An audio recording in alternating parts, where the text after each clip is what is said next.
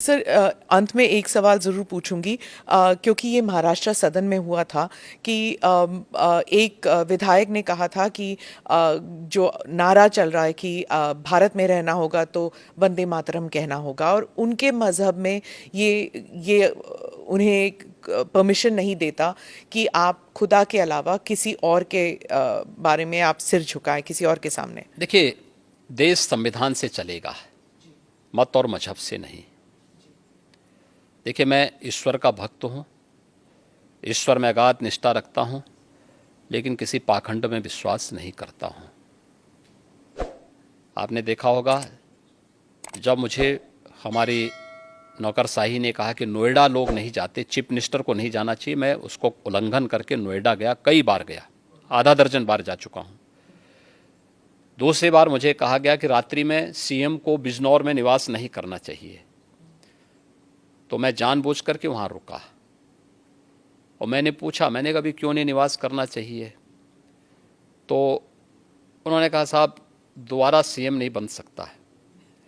तो मैंने कहा मैं दोबारा भी सीएम बनूंगा, चिंता मत करो।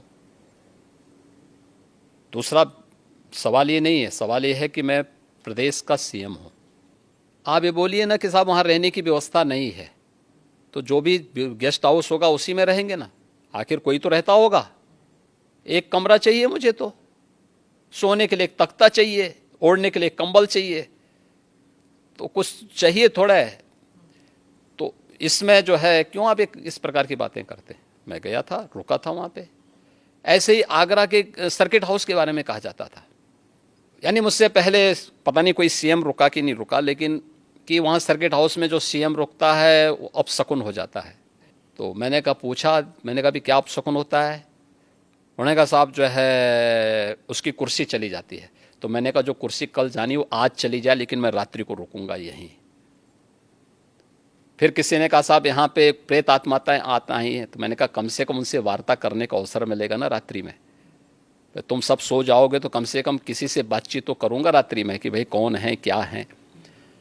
तो पाखंड में हमारा कतई विश्वास नहीं है एक, और इसीलिए मैं इस बात को कह सकता हूँ कि भारत का भविष्य उज्जवल है, और 2024 में फिर से प्रधानमंत्री मोदी जी की लीडरशिप में एनडीए बहुमत के साथ आएगी, इसमें कोई संदेह किसी को नहीं होना चाहिए। और वंदे मातरम में वापस आती हूँ, वो उसे धर्म के साथ जोड़ना चाहिए कि नहीं?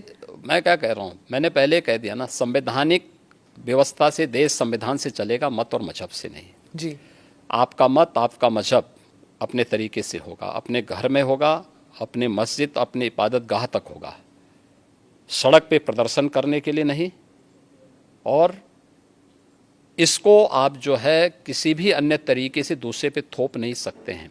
नेशन फर्स्ट, अगर देश में किसी को रहना है तो उसको राष्ट्र को सर्वोपरि मानना होगा, अपने मत और मजहब को नहीं। और मत और मजहब सेकेंडरी प्रश्न है, नेशन फर्स्ट है।